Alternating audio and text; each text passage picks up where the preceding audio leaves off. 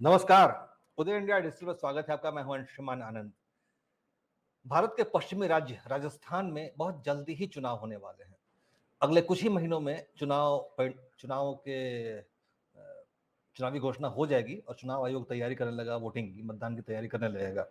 लेकिन सबके मन में सवाल ये है कि राजस्थान में इस बार सरकार किसकी बनेगी। तो इस सवाल का जवाब लेके हमारे साथ आए हैं शंकर लाल अग्रवाल जी, जो कि एक मशहूर लेखक हैं और एक चुनाव विश्लेषक भी हैं। उन्होंने एक पुस्तक लिखी है जिसका नाम है राजस्थान विधानसभा चुनाव परिणाम और विश्लेषण। इस शंकर लाल अग्रवाल जी की पुस्तक में पिछले 3 विधानसभा चुनावों का पूरा एक एक सीट का विश्लेषण है और उसका विधानसभा से वोट परसेंट और कास्ट इक्वेशन सारी बातें हैं उसमें। और हम सभी ये जानते हैं कि चुनाव एक पैटर्न है। उस पैटर्न को समझने के लिए आप पिछले चुनाव परिणामों को आपको जानना होगा। तो हम शंकर अग्रवाल जी से जानेंगे कि उन्होंने जो विश्लेषण किया पिछले 3 चुनावों का, उसका परिणाम वो किस दिशा में चुनाव परिणाम झुकता हुआ नजर आता है। आपका बहुत बहुत स्वागत है सर। नमस्कार। तो देखिए इसकी शंकर लाल जी जी, हाँ। तो मेरा प्रश्न ये है कि आपने जो पुस्तक लिखी उसमें मैंने हम्म। उसको देखा, उसमें बहुत बारीक आंकड़े हैं विधानसभा वार, हर क्षेत्र का, हर कास्ट इक्वेशन को आपने बहुत अच्छे तरीके से डिफाइन किया है। तो आपको क्या नजर आता है इस बार चुनाव परिणाम किस पक्ष में झुकता हुआ दिखेगा? देखो, इसमें परिणाम के बारे में मैंने ज्यादा चर्चा नहीं करी है। परिणाम का तो विश्लेषण अपने को करना पड़ेगा। ये हमने तो हम्म। केवल ये आंकड़े पेश किए कि पिछले 3 विधानसभा चुनाव में विधानसभा अनुसार एक एक हम्म। विधानसभा में किस किस को किस पार्टी ने उम्मीदवार बनाया और उसका क्या परिणाम रहा। तो उसके जी। अगर परिणाम के बारे में जाए तो पिछले 3 विधानसभा चुनाव में 27 कॉन्स्टिट्यूंसी ऐसी है जिसमें भारतीय जनता पार्टी लगातार जीतती आई है और 5 हम्म। कॉन्स्टिट्यूंसी ऐसी है जिसमें कांग्रेस लगातार जीतती आई है। यानी चाहे उम्मीदवार कोई भी बदल गया हो, लेकिन वो कॉन्स्टिट्यूंसी भारतीय जनता पार्टी के खाते में ही रही। और इसी हम्म। तरह से चाहे परिणाम कोई भी कैंडिडेट कांग्रेस ने बदला हो, लेकिन 5 कॉन्स्टिट्यूंसी ऐसी है, तो विधानसभा क्षेत्र ऐसे हैं जिसके अंदर की कांग्रेस ही जीतती आई है। तो इस अंतर से जी। भी ये है कि भाई हमेशा कुछ कॉन्स्टिट्यूंसीज ऐसी हैं जो हमारा भारतीय जनता पार्टी लगातार जीतती है, कुछ कॉन्स्टिट्यूंसी ऐसी है जो कांग्रेस लगातार जीतती है। जहां जी। तक परिणाम का सवाल है तो मैंने इस चुनाव में कहीं परिणाम की चर्चा नहीं करी है। मैंने केवल तथ्य पेश किए हैं कि किस तरह से किस वर्ग के लोगों को टिकट दिया पिछले देखिए 3 शंकर लाल चुनाव। जी, हाँ। मुद्दा ये है कि जो एक एल्गोरिदम होता है, इसको कहते हैं कंप्यूटर की भाषा में एल्गोरिदम, यानी कि जो पैटर्न फॉलो होते आया है वही पैटर्न आगे जाके इम्प्लीकेट होता है, वही सामने नजर आता है। तो आपने पिछले 3 विधानसभा चुनाव का विश्लेषण बहुत अच्छी तरह से किया है। जैसा कि आपने खुद ही बताया है कि 27 जगहों पे भाजपा का वर्चस्व रहा है, 5 सीटें जो है जो कि एकदम कांग्रेस के पेट वोटर्स हैं वहां पे। तो ऐसे ही मतलब चूंकि वहां पे लगभग 200 के आसपास सीटें हैं, तो उसमें बाकी स्थितियां क्या हैं और आपको क्या झुकाव कहाँ नजर आता है वोटर्स का, उन विश्लेषण के आधार पे? देखिए, राजस्थान का एक कल्चर रहा है कि एक बार बीजेपी एक बार कांग्रेस। तो उसके जी। अनुसार यदि देखते हैं अपन, तो इस हम्म। बार भारतीय जनता पार्टी की संभावनाएं कुछ ज्यादा बढ़ती है और कांग्रेस की संभावनाएं कम है। ये बात तो हम्म। हम निश्चित रूप से कह ही सकते हैं। और जिस तरह से अभी अशोक गहलोत और सचिन पायलट का झगड़ा चल रहा है जबरदस्त, उसके हिसाब हम्म। से भी राजस्थान की जनता काफी ऊब चुकी है। तो ऐसा लगता हम्म। है कि भी इस बार का भारतीय जनता पार्टी की संभावनाएं राजस्थान में बहुत प्रबल हैं और कांग्रेस की हम्म। संभावनाएं काफी क्षीण है। हम्म। तो हमेशा द्विपक्षीय युद्ध होता है राजस्थान में, भाजपा और कांग्रेस। क्या आपको नहीं लगता है कि कोई ऐसे अगर तीसरा पक्ष उभर आए तो वो ज्यादा फायदे में रहेगा, क्योंकि इन दोनों का आपसी झगड़ा उसको फायदा पहुंचाएगा? नहीं, राजस्थान का कल्चर ऐसा सामान्यतः नहीं रहा कि कोई तीसरा दल खड़ा हो जाए या तीसरी हम्म। ताकत बन जाए और बन करके और किसी वो बैलेंसिंग पावर आ जाए। ऐसा बहुत कम रहा है। एक 90 में केवल एक बार भैरव सिंह जी के समय में हुआ था कि वो भी हम्म। मिलकर के चुनाव लड़े थे। जनता दल ने मिलकर के चुनाव लड़ा था भारतीय जनता पार्टी के समझौते में, और उसके कारण हम्म। से उनकी सीटें आई थी 50 के आसपास और हमारी सीटें आई थी 95। मतलब ये ना, भारतीय जनता पार्टी की सीटें आई थी 95। तो उसके बाद में फिर जब वो डिफेक्शन हुआ, ये हुआ और वो कुछ लोग छोड़ के चले गए, कुछ आए, तो उसमें से 27-28 लोग भारतीय जनता पार्टी के साथ आ गए थे और बाकी लोग अलग रह गए थे। तो वो एक बार जी। 90 का एक प्रयोग था, पर इसके अलावा किसी तरह का इस तरह का कोई कभी नहीं हुआ कि कोई जी पार्टी मेरा और जी जी जी मेरा इशारा हरमान बेनीवाल की पार्टी की तरफ है। वो एक छोटी पार्टी है जिसने पिछले चुनाव में अच्छा प्रदर्शन किया। क्या आपको वो लगता है केवल कि एक आगे न, संभावना है उसकी? वो केवल मारवाड़ के अंदर उनका थोड़ा सा प्रभाव है, दो चार एक दो जिलों में, नागौर और उसके आसपास के जिलों में। तो टोटल मिलाकर के 5-6 सीटें हैं, उसमें कोई ज्यादा ऐसा नहीं होता कि अभी कोई 2-4 सीटें ले आएंगे तो आएगी आएगी उनकी, उसमें कोई बात नहीं है। आ भी सकती है, नहीं भी आए, वो तो वक्त बताएगा, लेकिन वो कुल मिलाकर के एक सीमित दायरा है, ऐसा नहीं है कि पूरे राजस्थान को इफेक्ट करता हो।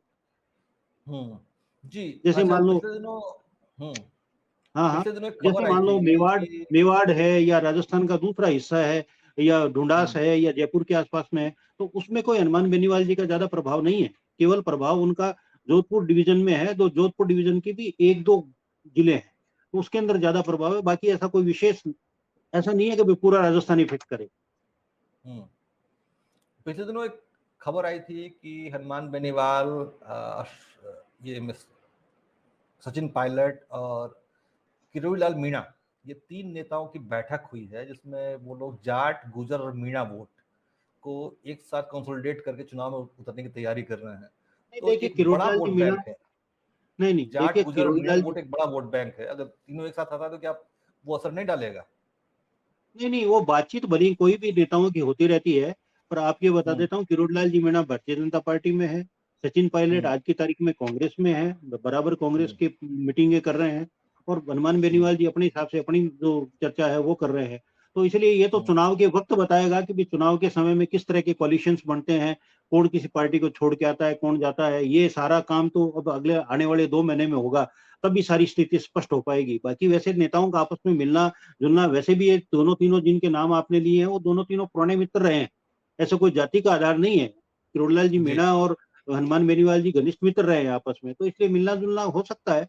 उसका कोई ऐसा हम्म कोई पॉलिटिकल प्रभाव होगा या पॉलिटिकल बहुत ज्यादा कुछ उसमें से आउटपुट निकल के आएगा, ऐसा मुझको नहीं लगता है। जी। शंकर लाल जी, एक पुरानी कहावत है कि राजनीति में जो होता है वो दिखता नहीं है, और जो दिखता है वो कतई होता नहीं है। नहीं, ये तो मैंने भी यही कहा है आपको आपको, मैंने भी जी यही कहा है आपको कि वो तीनों लोग मिले हैं, आपने कहा तीनों मिले हैं और उसके कारण से कोई कोलिशन बन जाएगा। मैंने कहा ऐसा नहीं है, वो तो राजनीति में क्या निकल के आएगा ये पता नहीं है, लेकिन वैसे दो आपस में एक मित्र हैं और मित्रता के नाते मिले हैं, तो उसमें कोई उसका बहुत ज्यादा पॉलिटिकल अर्थ क्या निकाले क्या नहीं निकाले वो तो आने वाला वक्त ही बताएगा, अभी नहीं कह सकते उसके बारे में। जी, मेरा अगला लेकिन प्रश्न ये है। सब लोग जी अपनी अपनी पार्टी से अभी आज की तारीख में बंधे हुए हैं और पार्टी के जी साथ ही काम कर रहे हैं, तो इसलिए ऐसा नहीं कह सकते कि भाई पार्टी से भिन्न जाकर के कोई काम करेगा, वो तीनों लोग अपने अपनी पार्टी के हिसाब से काम करेंगे। जी, मेरा अगला प्रश्न ये है कि आपने जो आंकड़े संकलित किए हैं, उसको एक हम्म। किताब की शक्ल दी है, उन आंकड़ों के आधार पे आपको क्या लगता है कि जनता के बीच जो लोकप्रियता है वो किसी एक चेहरे पे जाके टिकती है? क्योंकि देखिए, राजस्थान कांग्रेस का नाम लिया जाए तो अशोक गहलोत का नाम आता है, राजस्थान भाजपा का नाम लिया जाए तो वसुंधरा राजे का नाम सामने आता है।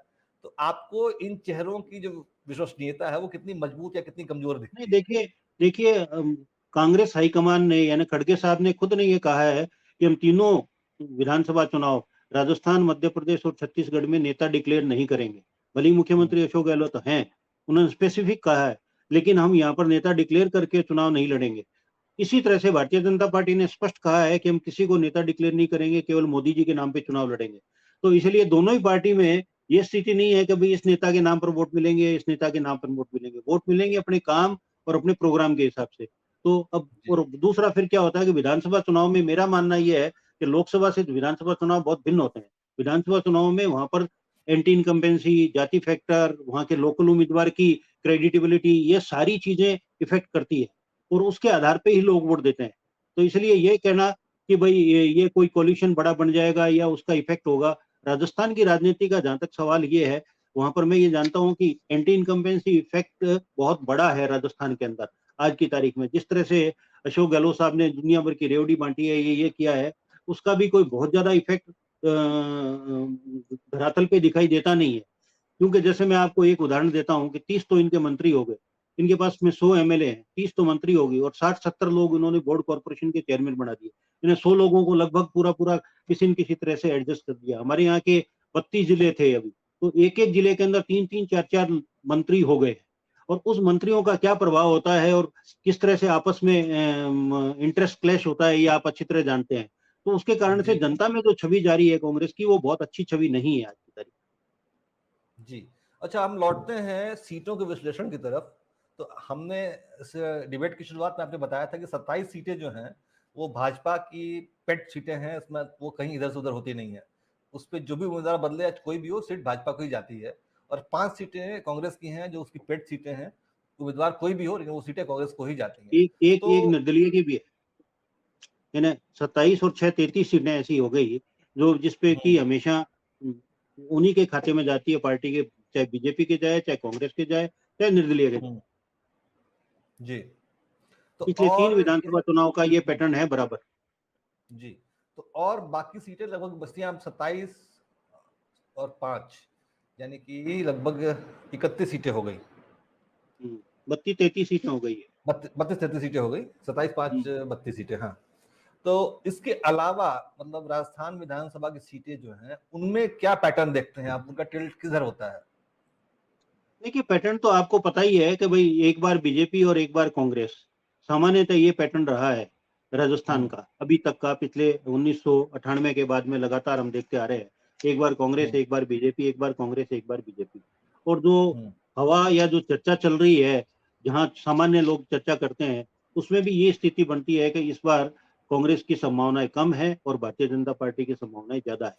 क्यों? चाहे नेता कोई भी हो, उससे फर्क इसलिए नहीं पड़ेगा कि दोनों ही पार्टियों में नेता नहीं है आज की तारीख में। जी।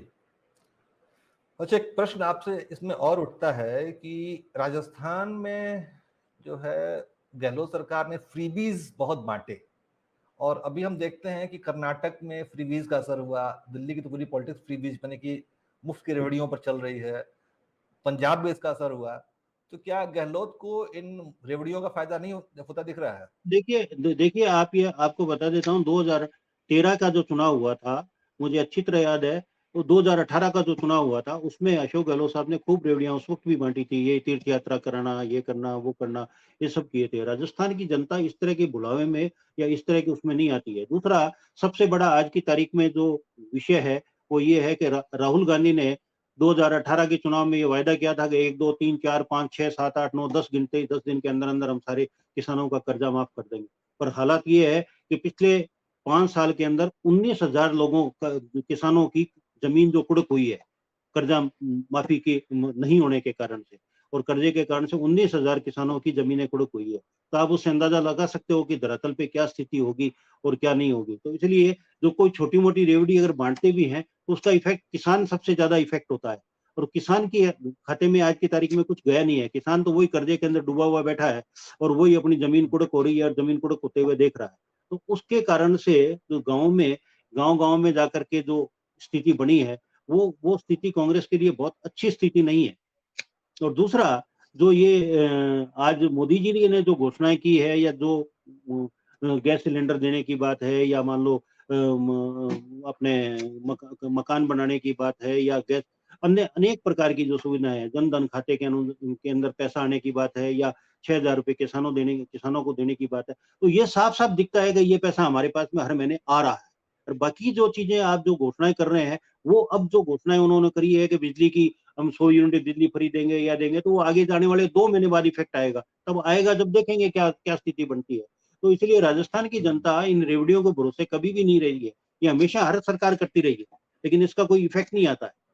1998 का मैं बता रहा हूँ, भारतीय जनता पार्टी की सरकार थी, उन्होंने चुंगी माफ कर दी ना, ऑक्ट्राई जो लोकल लेवल पे लगती है, वो माफ कर दी है। बड़ा विषय था उस वक्त, कर दी। उसके बावजूद भी भारतीय जनता बड़ी बुरी तरह से हारी और 34 सीटें आई केवल राजस्थान में। तो इसलिए इन चीजों का राजस्थान की जनता पर मैं समझता हूँ ज्यादा इफेक्ट नहीं आता है। जी। अच्छा, युवा फैक्टर जो राजस्थान का है, जो यूथ वोटर्स हैं, वो इस बार काफी ज्यादा बढ़े हुए दिख रहे हैं। युवाओं का झुकाव किस तरह दिखाई देता है अभी? देखो, इसके लिए तो ये सीधा सीधा सवाल है कि नेट की परीक्षा दी और परीक्षा लीकेज हो गई, और परीक्षा के अंदर जो क्या नाम रे पेपर लीक हो गए, उसके कारण से सारे युवा आज की तारीख में सरकार से बुरी तरह से नाराज हैं। और दूसरी बात यह है कि योजना भवन के अंदर जो सफाई करते वक्त एक अलमारी के अंदर 2.5 करोड़ रुपए मिले, तो वहां के जो ऑफिस चल रहे हैं, वो जो चल रहे हैं, उनका सारा पैसा इकट्ठा किया हुआ है। तो इससे आप भ्रष्टाचार का अंदाजा तो पूरी तरह से लगा सकते हैं कि सरकार किस तरह से भ्रष्टाचार के अंदर। आरपीएससी का मेंबर है, उसके घर पे पैसे पकड़े गए, आरपीएससी का मेंबर को अरेस्ट किया है पुलिस ने, आरपीएससी के मेंबर को बर्खास्त किया है। अब इससे ज्यादा और क्या होगा कि आरपीएससी के अंदर जो देश के देश के जो युवा जो है अपना इंटरव्यू देने जाते हैं, और वो उनकी क्या स्थिति बनती है और उन्होंने क्या न्याय किया होगा, और क्या क्या स्थिति बनी होगी उनकी। और आज जो युवा है वो जो नीट की परीक्षाओं में 2-2 लाख 5-5 लाख परीक्षार्थी बैठते हैं, और वो उनकी क्या हालत हो रही है, वो क्या सोच रहे हैं, उनके माँ बाप क्या सोच रहे होंगे कि मेरा बच्चा पास हो जाता, लेकिन वो परीक्षा का पेपर लीक हो गया। और लीक लीक क्यों हो गया कि पैसे दे करके उन्होंने पेपर बेच दिया। स्ट्रांग रूम की जो चाबी होती है, 2 चाबी होती है, एक मेंबर के पास रहती है, एक दूसरे सेक्रेटरी के पास रहती है। इसका मतलब ये दोनों लोग मिलकर के ही तो पेपर खुला है और वहां से पेपर स्ट्रांग रूम से बाहर आया है। उसकी बड़ी मांग जो है भारतीय जनता पार्टी ने अभी 2-3 दिन पहले जबरदस्त प्रदर्शन किया था, और काफी भीड़ भाड़ रही है उसमें। तो ये सारे यानी विषय आप कहना चुनाव के चाहते हैं कि राजस्थान के युवाओं के सपने जो हैं वो भ्रष्टाचार की भेंट चढ़ गए, जिसकी वजह से युवा भेंट की, निराश हैं। बिल्कुल तो भ्रष्टाचार की भेंट चढ़ गए। उसके कारण से हम्म, आप ये माने कि युवा किसी तरह से भी कोई बेरोजगारी भत्ता ये इसके प्रलोभन में ज्यादा आने वाला नहीं है। और सबसे ज्यादा बड़ा उम्मीदवार आज की तारीख में युवा ही है, जो मतदाता जी, है। बहुत खूब। हम्म, तो तो आपने इसीलिए बहुत बखूबी विश्लेषण किया, बहुत बखूबी बताया आपने। अब दर्शकों को बता दें कि राजस्थान विधानसभा चुनाव परिणाम और विश्लेषण, ये किताब शंकर अग्रवाल जी ने लिखी है। इसमें पिछले 3 चुनावों का लेखा जोखा है, और उस आधार पर उन्होंने ये नतीजा निकाला है कि इस बार कांग्रेस की स्थिति कमजोर है और भाजपा राजस्थान में सत्ता में आ सकती है। तो हम शंकर लाल जी का बहुत बहुत धन्यवाद करेंगे कि उन्होंने इतना कीमती विश्लेषण हमें बताया, दर्शकों के सामने दिया। और अभी चुनाव जैसे जैसे नजदीक आएगा हम उनका मार्गदर्शन और लेते रहेंगे। और अभी के लिए बहुत बहुत धन्यवाद।